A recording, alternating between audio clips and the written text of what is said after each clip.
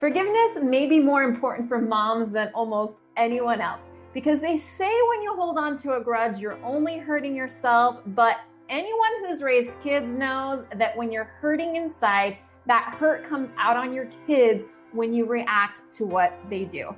So today I'm going to be sharing with you 3 things you can do to heal when someone has hurt you, even if the other person hasn't changed.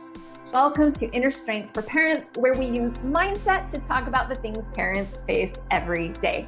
Today, we're going to be talking about forgiveness and especially what to do when the other person hasn't changed or you just don't feel like you can trust them. Before I talk about those 3 things that will help you heal, it's important to understand why forgiving someone who has broken your trust is so hard in the first place. Trust is formed when we know what to expect. A person has behaved pretty much the same way in the past. We can connect the dots, see what they have done, and use that to predict what they will do in the future. That helps us feel super safe.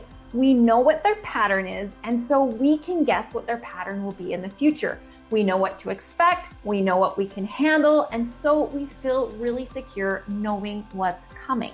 The problem happens when someone does something that doesn't follow the pattern, that doesn't meet what we expect. When that happens, we call it betrayal. And the reason for that is because it doesn't align with what we expect.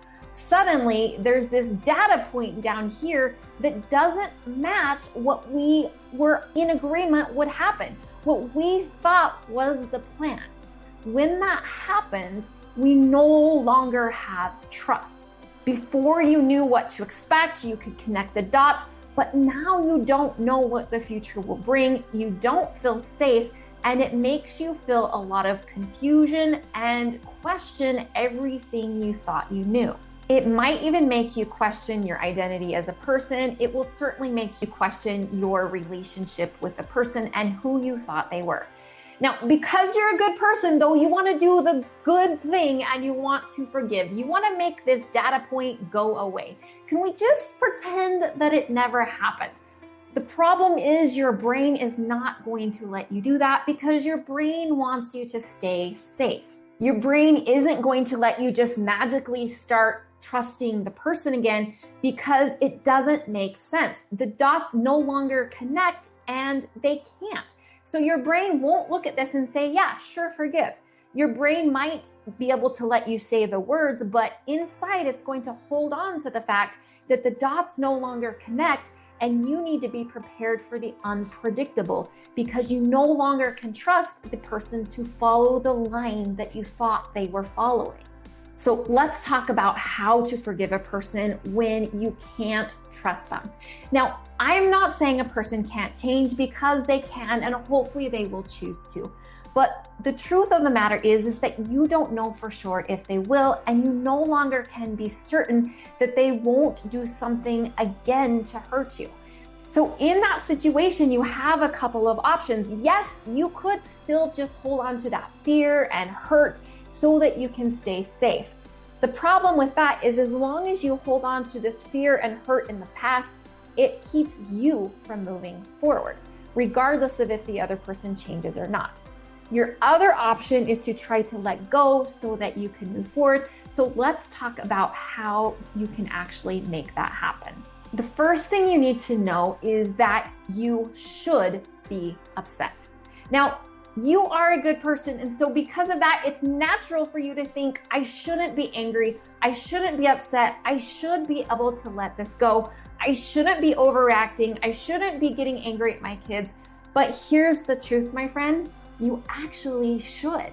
It is completely normal, logical, and makes sense that you would be reacting the way you are based on what you've been through. And as long as you shame yourself and tell yourself you shouldn't, then it puts an extra weight on yourself that makes it even harder to let go and move forward. So as strange as it seems, the first step to forgiveness is actually to recognize that your response makes sense. So in those times where you're noticing that you feel angry, that you feel hurt, that you feel betrayed, that you don't trust, that you're overreacting, that you're yelling at your kids, before you beat yourself up, just recognize, hey, your response makes sense.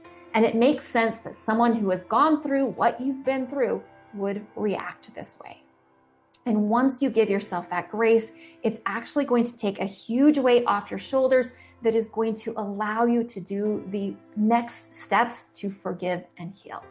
Step number 2 is to take time and space to heal. Emotional injuries or physical ones both have to heal. But sometimes the emotional ones we don't see as well because they're on the inside. But I want you to imagine just for a moment if you were to break your leg.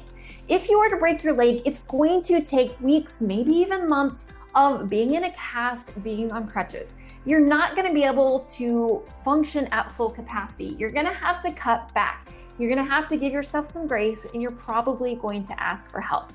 That leg needs some extra attention, some extra care, and it needs you to take the weight off for a while so that it can heal and move forward and do what it was designed to do again. Even though you can't see your heart, the same thing happens. If your heart has been hurt, if your trust has been hurt, you can't just keep moving on at the same pace you've always been and expect it to heal. It's going to need some time where you take the pressure off, you give it some extra attention, and you allow it to go through the process of healing. Now, what does that look like? For you, that might mean making it a priority to take care of yourself. Do what you can to take the stress off of you. If there's anything you can cut out or cut back on, please do it and allow yourself to focus instead on healing. It actually is a job, it actually is work, and it does take effort. And so it's okay if some of the other things fall away. In fact, it's probably necessary. You may need to ask for some extra help, some extra understanding, and let other people know that you're going to need some time to focus on healing, and allow yourself just to have some grace with yourself that you may not be able to do all the things you were normally able to do, and that you may get a little more easily triggered, that you may not be able to accomplish all of the things you normally do because right now you're in healing. But remember that this time won't last forever, but that it is an important time that needs to happen. Some of my favorite things to do when I'm in healing mode is to take extra time to be in nature. Just going on a walk around the block by yourself, giving yourself time without electronics just to be and to heal can be super powerful. And that brings us to step number 3, which is choose what you do next. You didn't get to choose what happened to you, but you do get to choose what happens next. Now, all of these steps are going to coexist a little bit. Let me explain. You are still during this time going to have overreactions. You might lose your cool with your kids. You might respond in a snappy way to someone because you're still hurting inside, and some of that is going to come out on other people. When that happens, it's important to remind yourself that you are in this healing stage and to give yourself grace. Acknowledge, hey, it's natural that I responded that way. It makes sense. And I get to choose what I do next. I get to choose that, hey, I responded in a way that wasn't very kind. I'm going to give myself grace that it makes sense that I responded that way.